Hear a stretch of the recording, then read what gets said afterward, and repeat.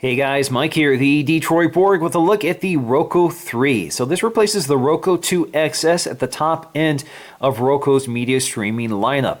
So there are a bunch of boxes here. They all have different price levels and capabilities, but the Roku 3 is at the top end. Price is at $99. So we still have 1080p HD video, and we have that motion control remote, so you can use it for gaming and for navigation. But they've added a few new features with the Roku 3, including a new design, a new internal hardware that gives us 4 times the performance of the outgoing Roku 2 XS. We also have new dual band Wi-Fi here, so we have better range and performance thanks to dual band. Now the Roku 3 is the only model that also has an Ethernet port and a USB port for connecting external storage. So the Roku 3 also adds the ability to connect headphones to the remote control, so you can listen to the audio privately. So basically it overrides the audio on your television and broadcasts it over the headphones on the remote controls. You can use any headphones, you don't have to use the ones that they've included, such as these purple earbuds. Alright, so let's crack this open and see what we get inside.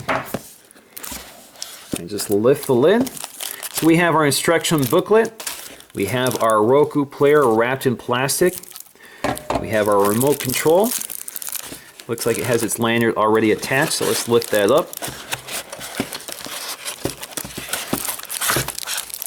All right. So there it is, all wrapped up. On the side, we'll find our battery pack for the remote control. We'll find our headphones. You can see they're in-ear headphones. It looks like we have multiple ear tips as well. On the other side, there's another compartment on the other side here. We'll find our power supply for the Roku box. And at the bottom of the box, we'll just find some important product information, which is basically the legal and license information. All right, so we have a quick start guide, and we don't need to go through all of this, but you can see it's basic literature. It tells you a little about the ports, what you'll need. You'll need to supply your own HDMI cable. You'll need to connect the power and battery, and you need to set up on your internet. All right, so let's go ahead and peel off all of the plastic, starting with that Roku player. All right, so let's take a close look around the design. You can see we have the 3 for Roku 3. On the side, we find our fabric tag for Roku. On the back, we'll find all of our ports. So that's our power port, reset port, Ethernet jack. We have our memory expansion slot there, as well as our HDMI. So you can see here that we no longer have analog AV output on this model. On the side, we'll find our USB port for connecting external storage.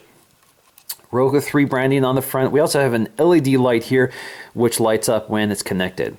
Now on the bottom, we'll find a rubber foot for gripability on your entertainment cabinet. And the first thing I noticed when handling this device is that although it's still very light, they've added some weight here. Their previous model, the Roku 2 XS, was so lightweight that HDMI cables would actually pull it off the shelf. I've actually had mine disappear behind my cabinet because the weight of the HDMI cable would actually pull it off the shelf because it was too light. So I'm glad that they've weighted it this time. All right, so our next stop is the remote control. Again, this is a motion remote control, similar to a Wii style remote.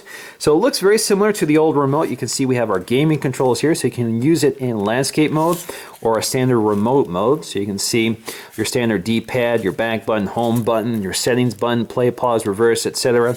You also have your battery compartment on the back. Now new this time is these volume controls for the headphone jack along the side. So you just push this button, slides right out. Alright, so my batteries are installed, and now I'm getting a flashing light indicating that this is in pairing mode, so it's ready to pair to the Roku player. So let's go ahead and get that connected. Now the interesting thing here is that this is actually using Wi-Fi to connect to the Roku player, not Bluetooth. This also means that it's not using IR, so you don't need line of sight with the Roku. Now another interesting feature here is that if you're listening to Pandora or some sort of music app, you can walk around the house or walk around within Wi-Fi range and still listen to it from the remote. Obviously, you can't visually control it unless you have the app on your iPhone or something like that. All right, so I've gone ahead and connected the Roku 3 to my little kitchen TV, which is easier to demonstrate on. And you can also see that I have my remote control here. And as soon as you press any of the buttons on the remote control, you can see it flickers and lights up for you. All right, so let's go ahead and set this up for the first time. We're going to go ahead and select English, click OK. Now I need to connect to my network. So we're going to click Continue, and we're going to go to Wireless. It sees my time capsule, so let's click that. And I have to enter in my information. Okay, so it's successfully connected to my network, so we're going to click Continue to run the software update. All right, so it's run the software update. Now it's giving us this little boot animation. All right, my next step is to activate the Roku. For this, you'll need to go to a computer. In my case, I'm actually just going to go to my iPhone. All right, so all I have to do is go to roku.com/link, and I'm going to take that code that they've given me, enter it in, and authorize my device. Now, my next step is to log in or create a Roku account. I already have one, so I'm going to go to, yes, I already have one, and log in. Now, once I've logged in, I can go ahead and add apps right from the web browser. So if I see any apps I want, I can go ahead and add them already. I've already added some to my previous Roku player, so I'm going to click continue with that. All right, so my Roku 3 is activated, and now it's preloading all of the apps I selected in the setup process. All right, so my setup is complete. Everything looks great. Now let's get started streaming, so let's click OK. All right, so let's go ahead and take a look at the basic user interface. So on the left-hand side, we have all of our categories. So I can see my channels, which is everything I've currently downloaded and logged into. So I have Netflix, Amazon, Instant Video, Hulu Plus, Flickster. And we have some apps like Underground or Weather Underground, so I can see the weather here. So you have a variety of apps here. So it's not just video or music. So I have music here, but you also have apps. So if we go to Weather Underground, just to show you. So there you go, you get a radar, satellite, everything like that. Now it's important to note that the apps dictate the user interface. So for example, the Netflix app will have a very different user interface than the Amazon Instant Video app. So let's go to Netflix. So we have Netflix, and you can see I've logged into my account already, so I see my previous history, so don't judge me. So here's Caprica. We can resume playing episode 1.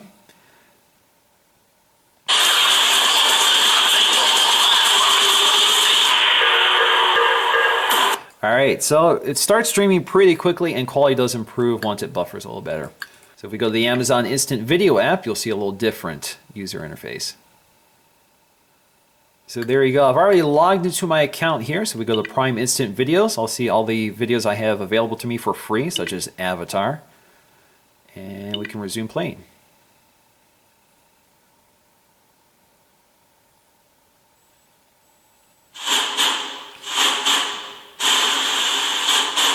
Of course, you can use the remote to scrub through it, so you get chapters.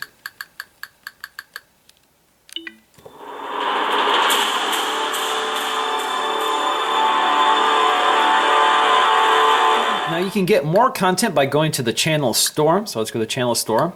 And you can see it's broken down by featured, what's new, what's most popular, top paid. So there are some apps you pay for. A lot of them are subscription based. So if you go to the most popular, let's see if we find something that we can download. So let's go to the Smithsonian channel. Click OK, add channel. All right, so we can go right to the channel and we can start watching the content here. Now, this is one of the channels. There are many channels on the Roku player which provide free content. You don't need to log in. You just load the app and you get free content. Now, the settings button is contextual. So for example, if you're on Netflix and you press the settings button, you have a variety of options there.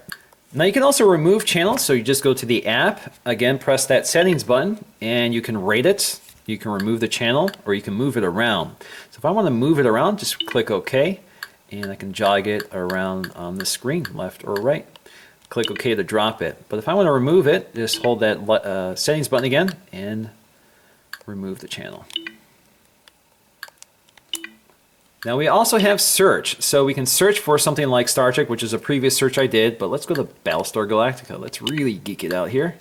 All right, so I can see what services it's available on. I can see it on Amazon, I can see it on Vudu, or Blockbuster on demand. You can see the pricing as well, so $3.99 for a rental. Another big feature here is that motion remote control, again, works a lot like the Nintendo Wii player, so all I have to do is wave it around in the air, and you can see your cursor here, which helps you to navigate. So we're gonna play some Angry Birds. So it's pretty basic in terms of Angry Birds, so all you have to do is hold the OK button and move it up or down, left and right, and launch. There you go. Now in terms of using the headphone jack on the remote control, you can connect any set of headphones. Doesn't have to be the ones they've included. So as soon as you connect it, it overrides the audio and takes it right to your headset. Now I can also control the volume, so you'll see that appear in the upper right corner of the display. And as soon as I pull the headphone jack off, the volume goes back, or the audio goes right back to the television. Now, in case you're wondering, this does not act as a volume controller for the TV. You can see you'll just get a indicator that that function is not available until you have headphones connected. Now, perhaps the best way to navigate your Roku player is by using the app. So, for example, I can see my channels. I can go to my remote control, So I have an on-screen remote control, which works very similarly to the physical remote control. So I have all my controls up here: home button, back button, options button. I also have my media controls. More importantly, I also have a keyboard. So if I need to enter in any passwords or do any searches, that's one way of doing it instead of having to use the on-screen keyboard.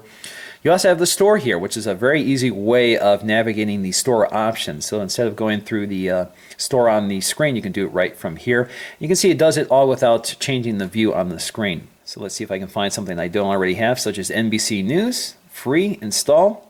And I'll go ahead and install it on the Roku player in the background. All right, so it's installed. I can click launch and it'll launch it on my Roku. Now under my channels, I can quickly launch any of my apps here. So I can go to Amazon, launch it for me.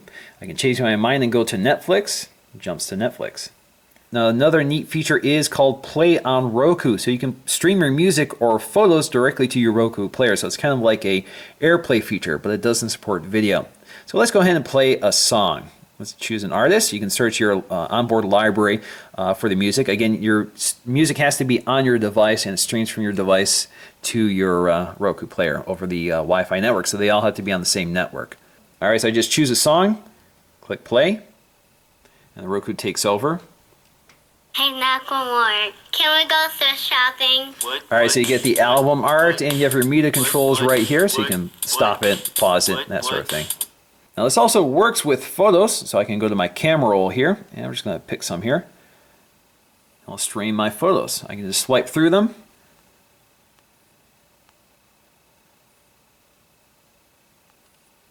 And there you go. It takes a little while to catch up, so let me pick some better photos here.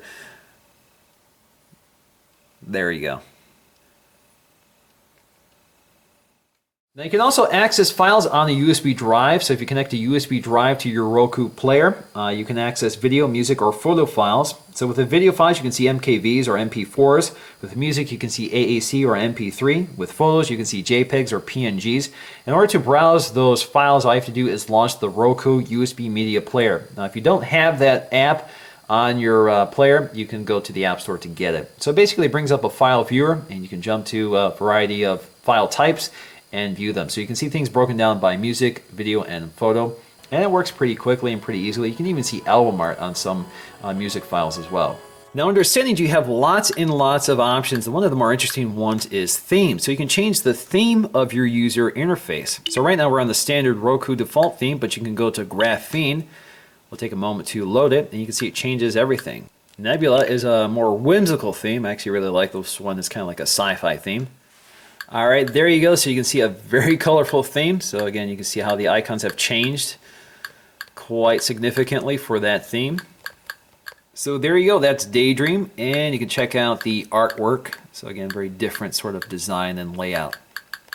So in conclusion, the Roku 3 is definitely one of the best media streaming boxes you can buy right now. It provides the most options, the most apps, and the most content possible. It's a fantastic aggregator of all the options out there. And definitely because it's one of the biggest, you get the most content.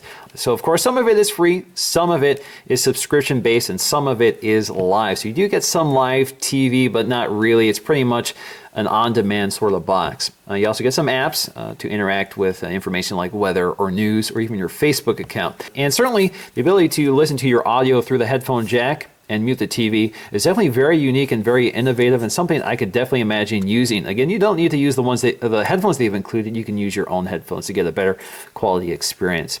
So overall, I'm definitely impressed by the Roku 3, something I highly recommend. Streaming looks good, audio sounds great, the user interface is simple and elegant and works very quickly. You also get a great app for the iOS platform or Android platform to control it, and you get those benefits such as audio and photo streaming. Now, of course, this is also competing with the Apple TV at $99, but doesn't stream the iTunes library. So if you're heavily invested in the iTunes library or the Apple ecosystem with photo streaming and your iTunes Match library and that sort of thing, maybe the Apple TV is probably the best option for you. But for everybody else, I think the Roku 3 is definitely the media box to get. So that's going to do for me, guys, in this video. Thanks for watching, and I'll see you again in the next one.